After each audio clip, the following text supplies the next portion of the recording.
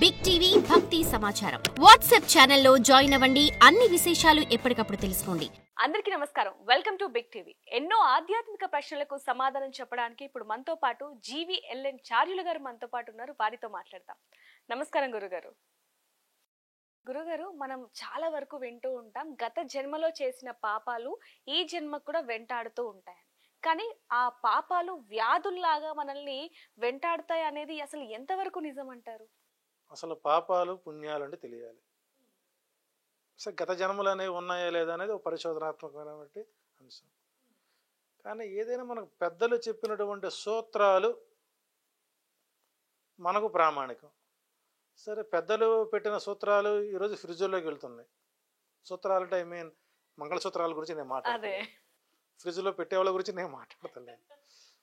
రుణానుబంధ రూపేణ పశు పత్ని సుత ఆలయ రుణక్షయం వివక్షంతి కాతత్ర పరిదేవన కర్మణ్యేవాధికారస్తే మాఫలేషు కదాచన గీతల భగవానుడు చెప్పాడు. జాతహ్యి హివో మృత్యు ఒక ఆయన చెప్పారు. అదం కాష్టం ఇదం కాష్టం జలైన సంగమ సంయోగాశ్చ వియోగాశ్చ.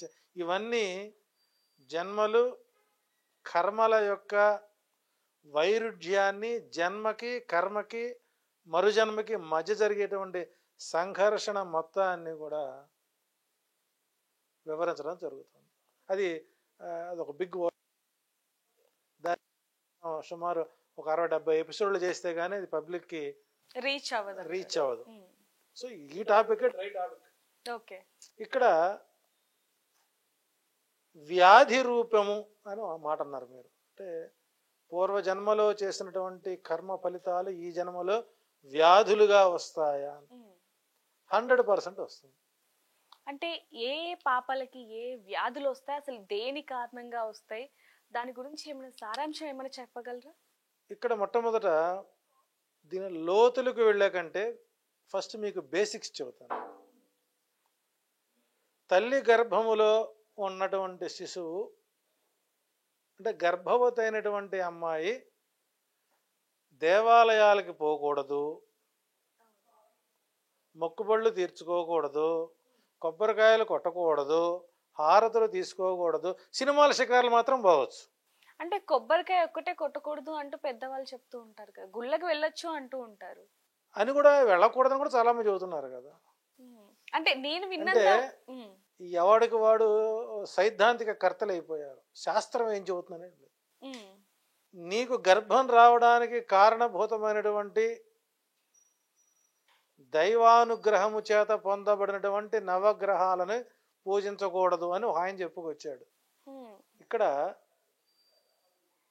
శుక్రుడు ద్రవ రూపములో ఆత్మకారకుడైనటువంటి జీవుడిని, దాని ఇంగ్లీష్లో మనం స్పామ్ అంటాం, తల్లి గర్భములోనికి ప్రవేశపెడుతున్నాడు.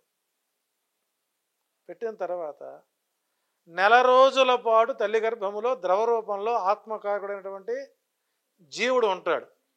ఫస్ట్ మంత్ గర్భము దాల్చడానికి ఏ గ్రహం సహకరిస్తుందని అనుకున్నాం? ఇప్పుడు శుక్రుడు. ద్రవ రూపములో తల్లి గర్భములో చేరినటువంటి ద్రవకారకుడైనటువంటి ఆత్మకారకుడు పూర్తి స్థాయిలో పరిణితి చెందడానికి నెల రోజుల పాటు కుజుడు సహకరిస్తాడు. ఓకే, ద్రవ రూపంలో శుక్రుడు, ద్రవ రూపములో శుక్రుడు ఉంటాడు. ఎవరిని కాపాడుతున్నాడు? ఆత్మకారకుడైనటువంటి జీవుడిని కాపాడుతున్నాడు. ఆ జీవుడిని ఒక నెల రోజుల పాటు కుజుడు తన యొక్క అనుగ్రహం అంటే వేడిగా వెచ్చగా, అంటే కుజుడు అగ్నితత్వపు రాశి, శుక్రుడు జలతత్వపు రాశి. అందువల్ల కుజుడు చేస్తున్నాడు ఈ జీవుడికి కావలసినటువంటి అగ్ని, వేడి, చలి పుట్టకుండా వేడి, ఆ ద్రవ రూపంలో ఉన్నటువంటి జీవుణ్ణి ఘన రూపంలోకి మారుస్తాడు. సో 2వ నెలలో పిండం తయారవుతుంది. ఓకే, ద్రవ రూపములో ఉన్నటువంటి ఆత్మకారుని జీవుడిని కుజుడు రక్షిస్తే 3వ మాసం వస్తుంది. ఈ 3వ మాసంలో గురుడు ఆ జీవుడికి ఒక రూపాన్ని తయారు చేస్తున్నాడు. 3వ నెల. దాన్ని మనం ఇంగ్లీష్లో ఎంబ్రియో అంటాం. అవును. మన స్కాన్ తీసుకుంటే అదిగో కళ్ళు, అదిగో చెవు, అదిగో నోరు, ఇక మన వాళ్ళు అయితే పోలికలు చెబుతారు. సో కాబట్టి 3 నెలలు గర్భము నిండే వరకు బయటకి వెల్లడి చేయరు. ఎందుకంటే నరుడి యొక్క నాలుగుకి, నరుడి యొక్క నోటికి ఆటం బాంబులే పెడతాయి కాబట్టి లోపల పిండానికి ఇబ్బంది అవుతుందేమో అని చెప్పేసి మొదటి 3 మాసాలు గర్భ శిశువుకి బయటకు చెప్పరు. ఓకే, ఇక 4వ మాసం వస్తుంది. గురుడు చేత రక్షించబడినటువంటి ఈ పిండం 4వ మాసానికి అదే గురుడు మళ్ళీ ఈ పిండానికి అవయవాలు ఏర్పాటు చేస్తాడు. ఓకే, 5వ మాసంలో చంద్రుడు ఈ దేహానికి నరాలని, ఊపిరితిత్తుల్ని ఇచ్చి రక్త ప్రసరణకు మూలమయ్యేటువంటి మార్గాలు మొత్తాన్ని సూచిస్తాడు. ఓకే, 5వ నెల వచ్చేసరికి కుజుడు, మళ్ళీ అదే కుజుడు ఈ జీవికి ఎముకల నిర్మాణం ఇస్తాడు. 6వ నెల వచ్చేసరికి శని ఈ జీవుడికి చిన్న చిన్న వెంట్రుకలు, గోళ్ళు ఏర్పాటు చేస్తాడు. 8వ నెల వచ్చేసరికి 7వ నెల వచ్చేసరికి బుధుడు ఈ పిల్లవాడికి, ఈ శిశువుకి వినికిడి జ్ఞానాన్ని కనెక్షన్ చేస్తాడు. 8వ నెల వచ్చేసరికి రాహువు శరీరానికి చర్మాన్ని ఇస్తాడు. 9వ నెల వచ్చేసరికి కేతువు కళ్ళు మూసి వినేటువంటి లక్షణాన్ని ఇస్తారు. కాబట్టి ఇక్కడ 9 నెలల పాటు 9 గ్రహాలు తల్లి గర్భములో నీ కోసం సర్వీస్ చేసాయా లేదా? చేశాయి. అలా చేయబడినటువంటి గర్భస్థ శిశువు గర్భంలో ఉండగా తల్లిని గుడికి వెళ్ళకూడదు, ప్రదర్శనలు చేయకూడదు, పూజలు చేయకూడదు. ఏకాడికి ఉదయం పూట మదరాలిక్స్ తాగడం, మధ్యాహ్నం ఫ్రూట్స్ తినడం, రాత్రి కింద కూర్చోకుండా పైన కూర్చోవడం, చక్కగా వీడియో కెమెరాస్ పెట్టుకుని చక్కగా యూట్యూబ్లో రీల్స్ చూస్తూ కూర్చోమని చెప్పాడా నవగ్రహాలు? దానికి ప్రామాణికం ఇచ్చారు. తల్లి గర్భములో ఉండగానే ప్రహ్లాదుడు నారాయణ మంత్రాన్ని విన్నాడని, తల్లి గర్భములో ఉండగానే ప్రహ్లాదుడు చరిత్ర, అభిమన్యుడు పద్మవ్యూహంలో వెళ్ళి తెలుసుకున్నాడని మనం ఇన్ని ప్రామాణికాలు చెబుతున్నప్పుడు మనిషి ఎందుకు తన వైఖరిని మార్చుకోడు అంటే ఇది కర్మే. చెప్పింది వినకపోవడం కూడా, చెప్పింది వినకపోవడం కర్మ, చెప్పింది వాస్తవం అని తెలిసినా ఆచరించకపోవడం కర్మ. కాబట్టి ఇక్కడ మనిషి వాచిక కర్మలు, కాయక కర్మలు, వాక్ కర్మలు 3 చేస్తాడు. మాటలతో కర్మ చేస్తాడు. నీకు నాకు శత్రుత్వం లేదు, నేను ఏదో అనేయాలి. ఆ అన్నటువంటి కర్మ నువ్వు ఎవరినైతే తిట్టి మనసు బాధ పెట్టావో వాడి మనసులో ఆ బాధ ఉన్నంత వరకు వాడి కర్మను అనుభవించాల్సింది. ఇది ట్రాన్స్ఫర్ అవుతుంది ఇటు. నన్ను ఎందుకు అన్నాడు, నా సంబంధాలు ఎందుకు అన్నాడు, నేనేం అనలేదు కదా, నేనేం చేయలేదు కదా, నా తప్పు లేనప్పుడు ఇలా ఎందుకు వచ్చింది అని వాడి మనసులో ఎంతవరకు చింత ఉంటుందో అంత చింత వాడి కర్మను అనుభవించాల్సిందే. అయితే గురుగారు, ఇప్పుడు మీరు అన్నారు కదా ఒకరి కర్మ అనుభవించాల్సిందే అని. చాలా మంది ఏమంటారంటే ఈ కర్మని ఈ జన్మలోనే అనుభవిస్తావు అని అంటారు. మరికొంతమంది మాత్రం అంటే ఈ జన్మలో ఉన్న ఈ కర్మని వచ్చే జన్మలో అనుభవిస్తారు అంటారు. ఏది నిజం అంటారు? వచ్చే జన్మ ఉందో లేదో నీకు తెలుసా? అసలు పూర్వజన్మ ఉందో లేదో నీకు తెలుసా? తెలియదు ఎవరికి. ఈ జన్మ కర్మ ఈ రోజులో ఈ రోజు అయిపోవాల్సింది. కర్మ అనేటువంటిది ఎలా ఉంటుందంటే 100 ఆవులు పోతున్నాయి, ఒక 25 నల్ల ఆవులు, ఒక 25 తెల్ల ఆవులు, ఒక 25 గోధుమ ఆవులు, ఇంకో మల్టీ కలర్ ఆవులు పోతున్నాయి. వీటమ్మ కూడా ఇటు అన్నిటి తెలుపు ఆవులు దోళ్లే పుట్టాయి. పుట్టిన దోళ్ళన్నీ తెలిపే. కానీ ఈ దూడలు కరెక్ట్గా తన తల్లి పొదుగు దగ్గరికి వెళ్ళి ముద్దు పెడతాయి. హ్మ్. ఆవుకు రంగులు ఉన్నవి గాని పాలకు రంగులు ఉన్నాయా, పాల వంటిదే నీ ఆత్మ, ఆవు వంటిదే పరమాత్మ. అంటే ఇక్కడ కర్మ అనేటువంటిది వెతుక్కుంటూ అక్కడికే వెళుతుంది. నువ్వు ఎక్కడ మొదలు పెట్టావో అక్కడికి రావాల్సిందే తిరిగి. ఇక్కడ అందుకే చెబుతారు, మనసు చేత కానీ వాక్కు చేత కానీ కాయం చేత కానీ ఎప్పుడు ఎవరిని హింసించకూడదు అంటారు.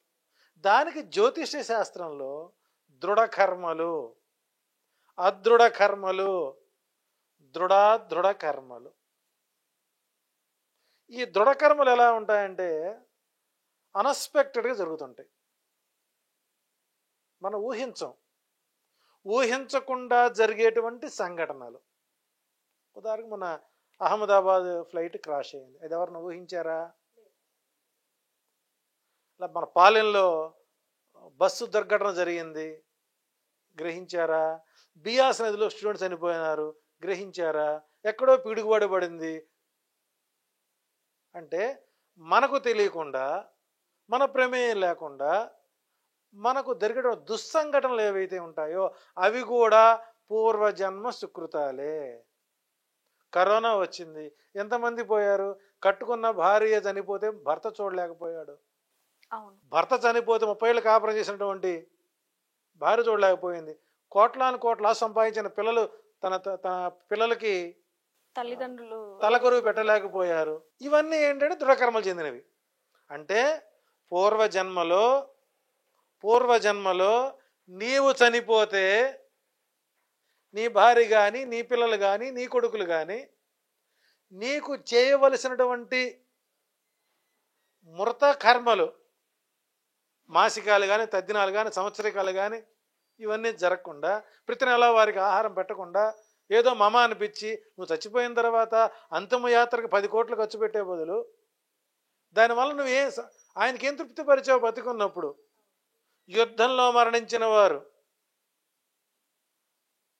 పూర్వంలో రాజులు యుద్ధాలకు వెళ్ళేవాళ్ళు, సైన్యం చనిపోయేవాళ్ళు.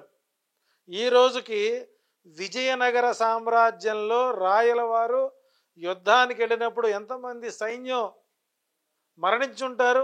ఆ మరణించినటువంటి ఆ దేహాలకు ఎవరన్నా కర్మకాండలు చేశారా? వాళ్ళు సపిండీకరణాలు చేశారా? చేయలేదు కదా.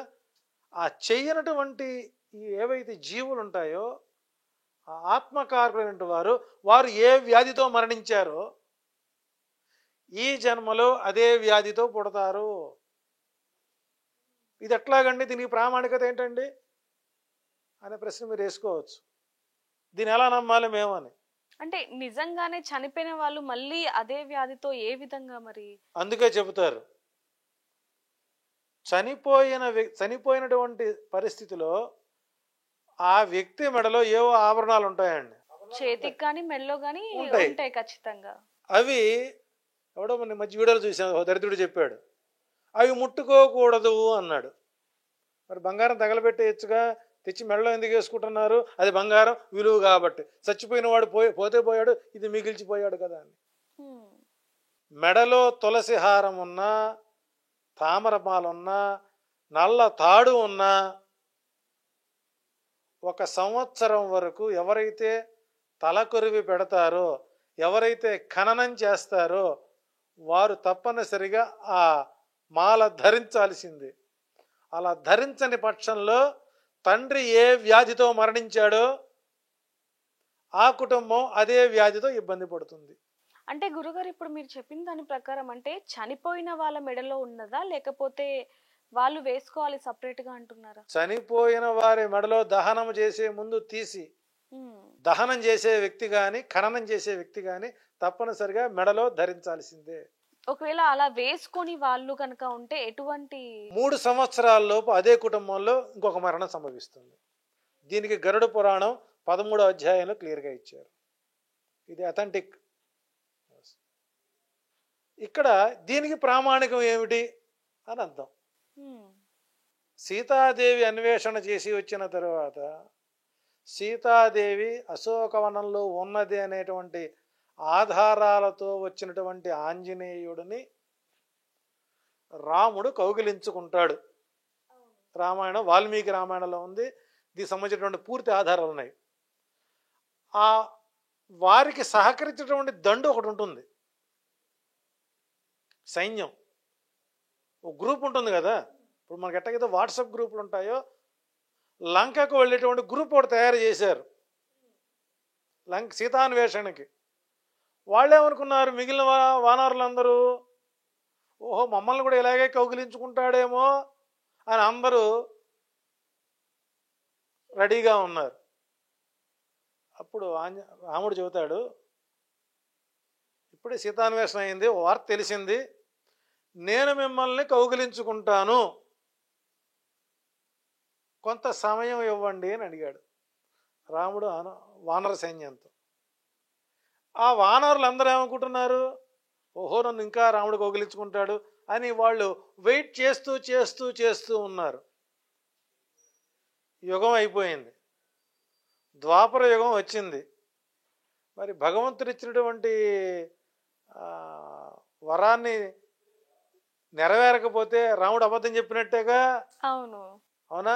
అందుకు సాక్ష్యం అంగదుడు ఉన్నాడుగా, లక్ష్మణుడు ఉన్నాడుగా, ఆంజనేయుడు ఉన్నాడుగా, సుగ్రీవుడు ఉన్నాడుగా, వీళ్ళందరూ అపాస్పాలు అవుతారుగా. దాన్ని ఏం చేశాడు, మళ్ళీ ఈ వానర సైన్యం మొత్తాన్ని ద్వాపర యుగంలో వ్రేపల్లెలో గోపికలుగా పుట్టించాడు. ఎంతమంది గోపికలు? 16,000 మంది గోపికలుగా పుట్టించాడు. వాళ్ళందరితో ఆడుకున్నాడుగా, వాళ్ళందరికీ కౌగిలి ఇచ్చాడుగా. అంటే ప్రసిద్ధమైనటువంటి కోరికలు ఏవైతే ఉంటాయో, సుప్రసిద్ధమైన కోరికలు ఏవై ఉంటాయో, భగవంతుడి పవిత్రమైన కోరికలు ఏవైతే ఉంటాయో అవి వాటి వలన కూడా శుభజన్మలు వస్తాయి. శుభజన్మలు అనేవి వస్తూ ఉంటాయి. అంటే కృష్ణుడు 16,000 మందిని ప్రేమించలేదు, 16,000 మంది పెళ్లి చేసుకోవాలా, వీళ్ళు ఇష్టపడ్డారు ఆయన్ని, గుడ్డలిప్పినా ఆనందపడ్డారు. కారణం వారి కోరిక నెరవేరడం కోసం. మరి రామాయణంలో కైక ఒక మాట ఉంటుంది, నీలాంటి కొడుకును నేను ఎందుకు కనలేదా, బహుశా నా విషతుల్యమైనటువంటి ఈ మనసుతో నేను ఉన్నా కాబట్టి నువ్వు నా గర్భవాసాన పుట్టలేదేమో అంటే రాముడు అంటాడు, నీకు మరుజన్మంలో నీ కోరిక తీరుస్తాను అన్నాడు. వెంటనే ఇక్కడ మరొక రూపాన్ని ఇచ్చాడు. సింహిక రాముడి కోసం ఎదురు చూచింది, కోరిక నెరవేరలా, మరుజన్మకి మళ్ళీ పూతనగా పుట్టింది. మరి తన ఒడిలో ఆడుకున్నాడు కదా, పూతన ఒడిలో.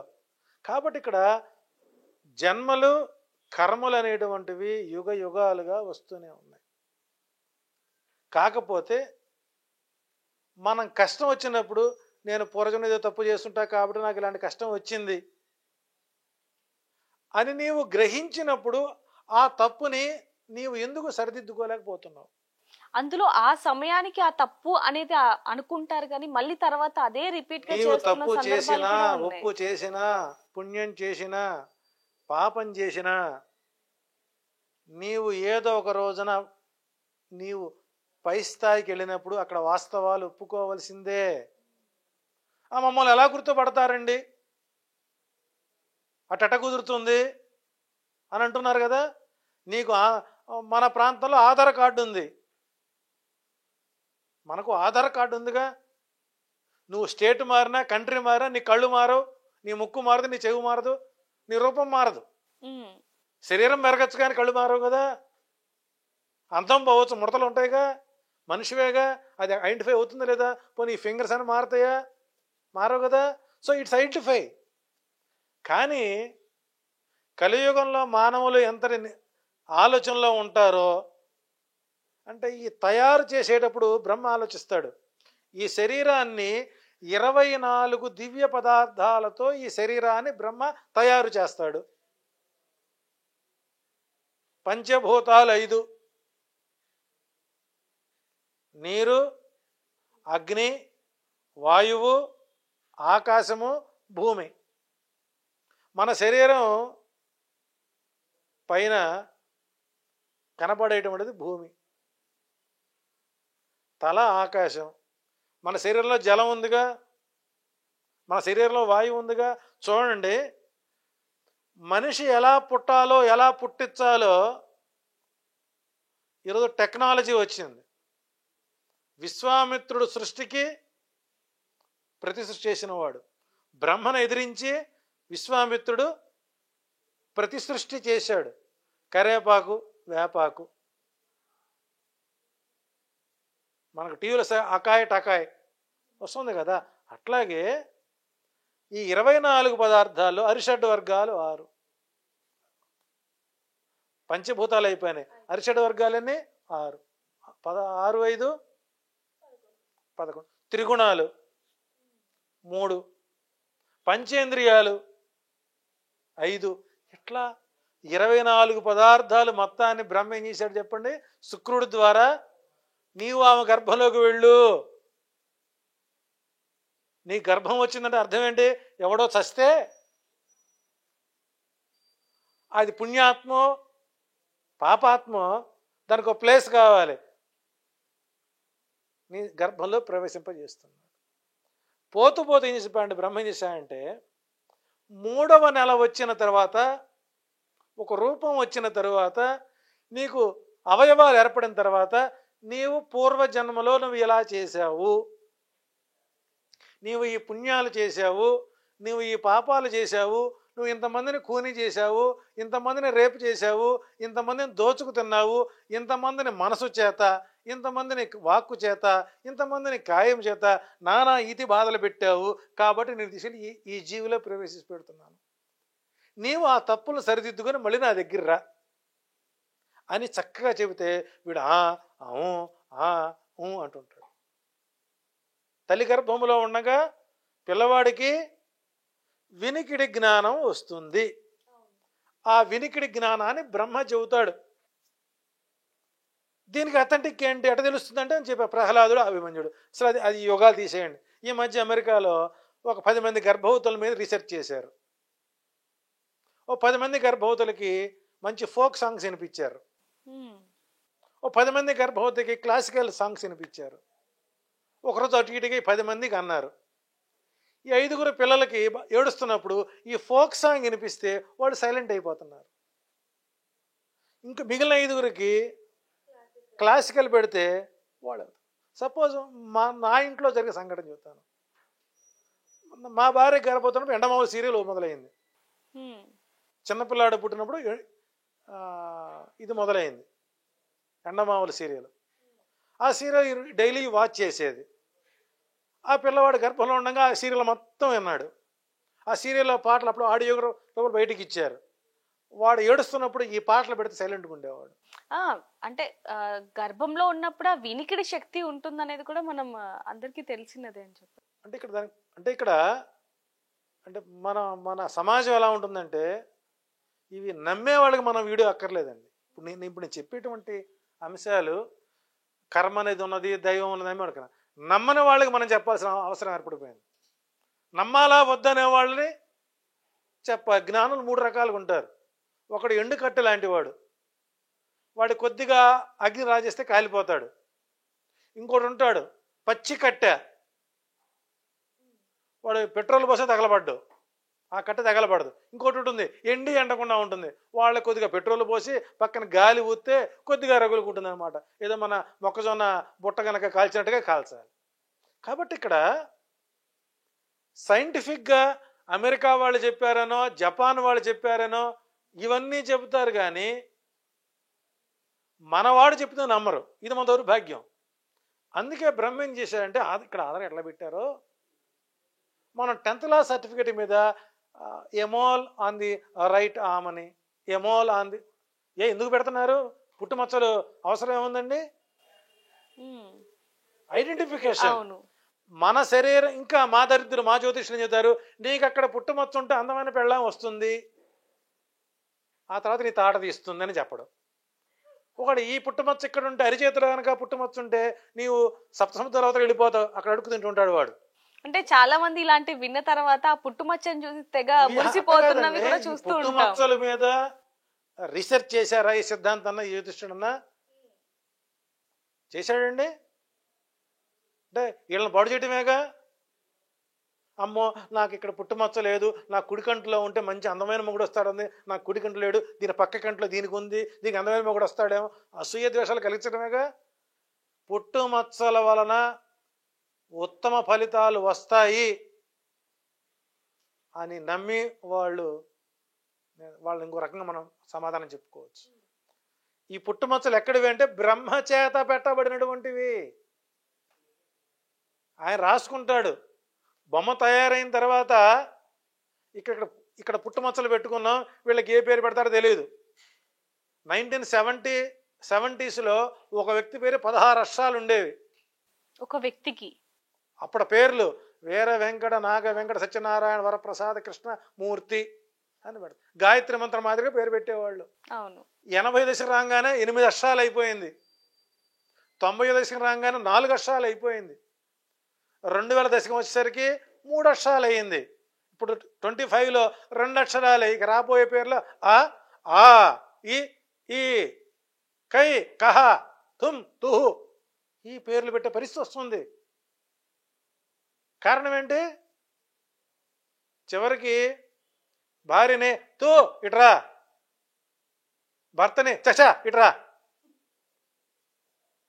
ఈ పరిస్థితి వచ్చింది. కానీ బ్రహ్మ చాలా తెలియగలవాడు. కలియుగంలో మనిషి ఏ రకమైనటువంటి ప్రభావాలు పొందుతారో ముందుగా బ్రహ్మకు తెలుసు. కాబట్టి వీళ్ళు ఎక్కడ నాటకం ఆడినా చివరికి నా దగ్గర రావాల్సిందే అని వాళ్ళకి మోల్స్ పెట్టి పంపించాడు. అంతే తప్ప ఈ పుట్టుమచ్చ అక్కడ ఉంటే అద్భుతాలు జరుగుతాయంటే అది పచ్చి బ్లెండర్గా పబ్లిక్ని మోసం చేయడం. నిజంగానే గురుగారు, ఇవన్నీ చాలా మందికి తెలియక ఎవరెవరో ఏదో చెప్పిన మాటలన్నీ కూడా వినేసి నమ్మేస్తూ ఉంటారు. వాళ్ళందరికీ కూడా ఈ వీడియో చాలా చక్కగా అర్థమవుతుందని చెప్పొచ్చు. థ్యాంక్ యూ అండి. Thank you so much. For more videos like this, subscribe Big TV channel.